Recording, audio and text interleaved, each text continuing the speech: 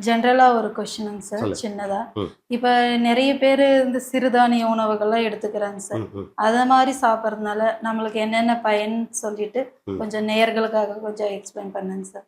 S.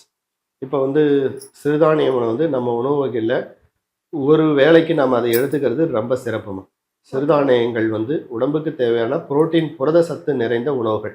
அத நம்ம நெறைய எடுத்துக்கணும். அது வந்து நெறைய எடுத்துக்கணும் மீன்ஸ் ஒரு வேளைக்கு அது உணவு. நான் இப்ப வர பேஷண்ட்ஸுக்கு அதான் சொல்லுவேன். ஒரு வேளைக்கு சிறுதானியம் எடுங்க. ஒரு வேளைக்கு பல உணவுகள். ஒரு வேளைக்கு இந்த கார்போஹைட்ரேட் நிறைந்த உணவுகள எடுத்துங்க. அப்படி இருக்கும்போது ஒரு சரிசமமான இது 3 வேளையும் சிறுதானியங்கள் எடுக்கும் பொழுது சில பேருக்கு வயிறு உப்புசம், வயிறு தொந்தரவுக்கு, மலச்சிக்கல் இந்த மாரியான தோல் அரிப்பு இந்த மாரியான ப்ராப்ளங்கள் வருதுனால, நான் என்ன சொல்லுவேன்னா, சிறுதானியங்கள் வந்து கண்டிப்பா வேணும். பட் ஒரு வேளைக்கான உணவா அதை எடுத்துக்கிறது ஒரு நல்லத நமக்கு உடம்புக்கு குடுக்குன்றது என்னுடைய அபிப்பிராயம். என்னுடைய அபிப்பிராயம்ன்றது அறிவியல் பூர்வமான உண்மை. ஒரு வேளைக்கு சிறுதானிய உணவுகள் ஓகேங்க எல்லாமே சார். எடுத்துக்கலாம். நம்ம கம்பு, வரகு, சோளம், திணை எல்லாத்துலயுமே இருக்குது. இப்ப நம்ம உதாரணத்துக்கு எள் எடுத்தீங்கன்னா, எள்ளுல நெறைய வந்து ஹீமோகுளோபின்ஸ் நெறைய இருக்கு. அ இப்ப வந்து அனிமிக் பேஷண்ட்ஸ்லாம் இருக்காங்க. ஆமாங்க சார். அவங்களுக்கெல்லாம் எள்ளுருண்டை நெறைய குடுக்கும் பொழுது, அவங்க அதுலருந்து மீண்டு வந்துர்றாங்க.